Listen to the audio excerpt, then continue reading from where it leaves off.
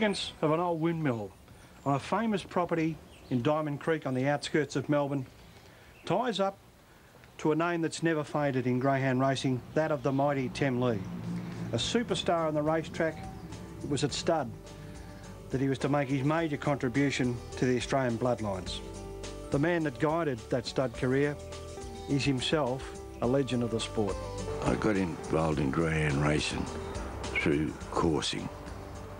I met an old fella by the name of Vic Newman, and he had 2 Plumpton dogs, and he used to take me coursing, and that's how I fell in love with coursing, and that's how I come to get involved with the dogs.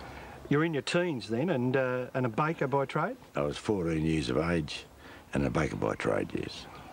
And coursing, of course, was very important at that stage, very big? Very big, very important. I mean, there was nothing better than seeing 2 dogs chase a hare, and it really got me going. You fell in love with it almost immediately? Immediately, yeah. That led you to train and get your own dogs. What was your first greyhound? Well, the first greyhound I had was a dog called Silver Prince, and I paid £5 for him. And I raced him at White City and Sandown, and I won me maiden with that dog when I was 16. Now, of course, transport in those days, Tony, wasn't like it was a bit later on. Just tell us how you used to race your dogs, what you had to do to get to a track to race. You used to catch a train down at Glenferrie. I lived at Kew at the time, which was 3.5 miles.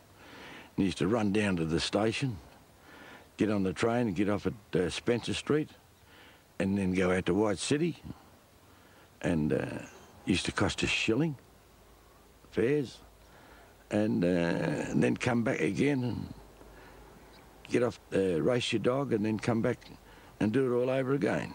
You came here to Diamond Creek when there was absolutely nothing here in the early 50s, and you bought a fairly big piece of land. How big was the property here at Diamond Creek? Well, when I come here in 1952, and the property was 15 acres, and I bought it pure and simply to go into dogs to breed, and stud dogs, and race too, naturally.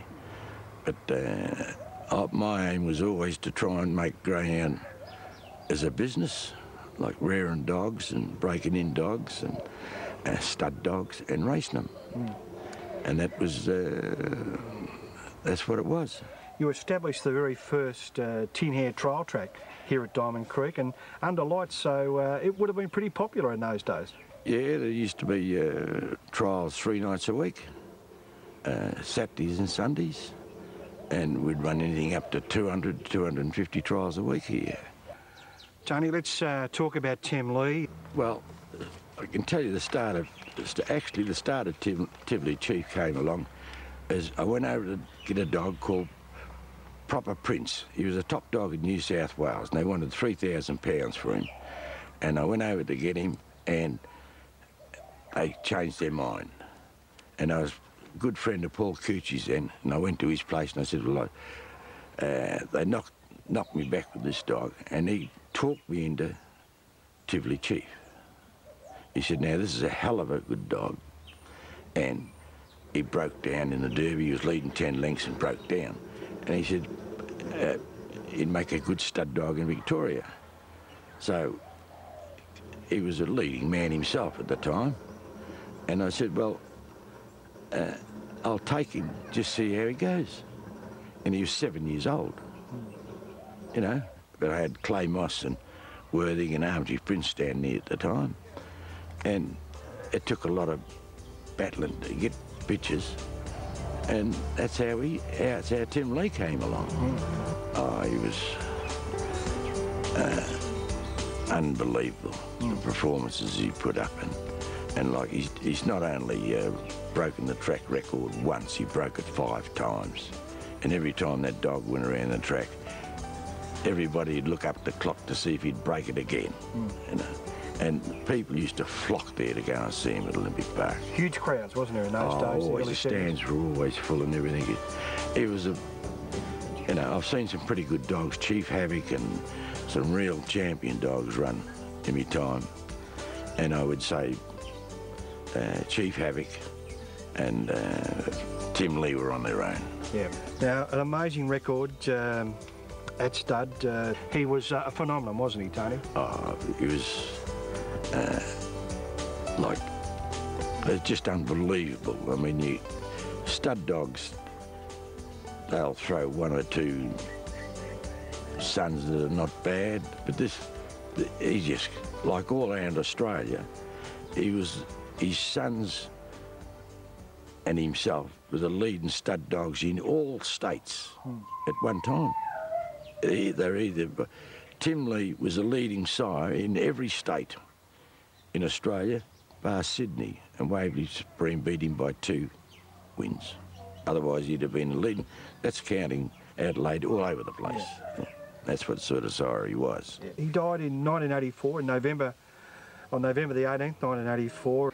And as a mark of respect to the dog, he retired from serving and being involved in the stud scene. Well, I had that much grueling over stud dogs over the years. Like, the phone never stopped ringing, and I was on the verge of a nervous breakdown. You know, I had a lot of friends that used to send their dogs down to me, irrespective of what stud dog I had standing, and then they'd ring up and they'd want Tivoli Chief or Temlee, and they'd be booked out, and they were great friends that gave me a go. And then the point was that I couldn't replace it.